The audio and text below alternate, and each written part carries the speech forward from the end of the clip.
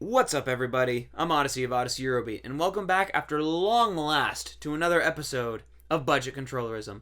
Today we're going to be talking about sound options. So far, a lot of what I've talked about has been really for getting started, picking a controller, possibly a software, starting with setting up your controllers. By the way, you guys are more than free to edit those templates. In fact, I hope you have. I hope you found something that really works for you. This one is going to be for those of you who are making some progress. If your music is taking off and you've been asked to play somewhere, if there's some event that's looking for performers and you're ready to get up there and get started, this is something that you'll need to think about, because your laptop speaker is probably not going to be enough to reach a crowd of 50 to 500 to 500,000 if you get that big. Whatever the case may be, you're going to need to think about sound. Your controller might have a sound card built in that usually looks like two RCA jacks that look a little bit like this. If you do, great. Use that. You might need some adapters to go from RCA to quarter-inch, eighth-inch, XLR. Just be ready with those. You might also not have a sound card on you, and you might need to consider your options. You might be utterly destitute. You might be worrying. It's like, oh, how do I get my sound out? Let's start with the cheapest option I can think of. It's a great emergency plan, and it's a great sort of, if you're just starting out and the controller really took a lot out of your budget, start with this. This is an RCA to 8th-inch adapter. It will plug into the headphone jack of your computer, and it will get your sound from the laptop to the crowd. There's a caveat. It will get every sound from your laptop to a crowd. This means if your performance software is working, it'll play that. If you get a little email notification ding, it'll play that. If you're stupid and you got Skype rolling, or you're playing solitaire and it goes bing, bing, bing, bing, bing, bing, it's gonna play that. Don't be stupid. Don't play solitaire during your set. Don't do Skype during your set. Focus on the set.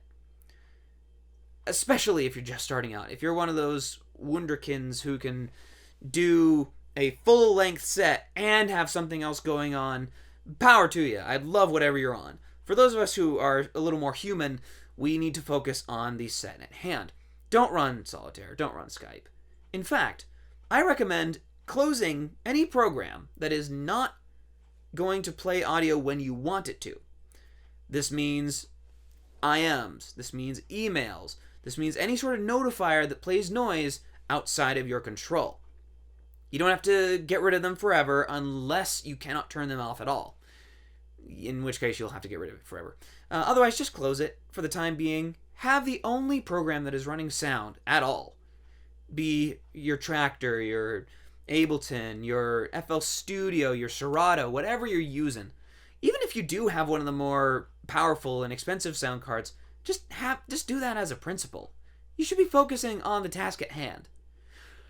That said, if you can do a little better than this, let's take a look at your options as to what you can actually pick up. Numark makes the DJ-IO, which has two external RCA outputs. It goes for $77.98 new or $55 used on Amazon. They also have another comparable model, the Numark Stereo IO analog to digital DJ interface, which goes for a bit cheaper, about $50 on Amazon new or $43.96 used, or you can buy them new from other providers for $34. However, the reviews are slightly less favorable, so review those before you make a decision. Behringer makes two comparable models, the UCA202 and the UCA222. Both go for about $30 new on Amazon and contain two analog mono inputs, which can simply be a left and right for RCA. If you can afford it, check out the Tractor Audio 2. It comes with two quarter-inch jacks, which it recommends either plugging into an external mixer or using one as your headphone mix and the other as your master out. It might take some converting to get it to work with RCA if you absolutely must, but for the sound quality and the price, $64 new and $57 used on Amazon, it really is worth it. And that is about all I have for you so far. If there are other sound cards or sound options that you're particularly fond of that I might have missed, feel free to leave a comment. If you disagree with one of the ones that I've listed, feel free to let me know. This is not an exhaustive or particularly authoritative list. I've only used one sound card, and it was mostly for production, not performance, but it gets the job done. Just whatever your thoughts are on the matter. Feel free to leave a comment, and feel free to do the usual like, comment, subscribe, all the other YouTube stuff I gotta push on you. Alright, until next time, this is Odyssey of Odyssey Eurobeat, signing out.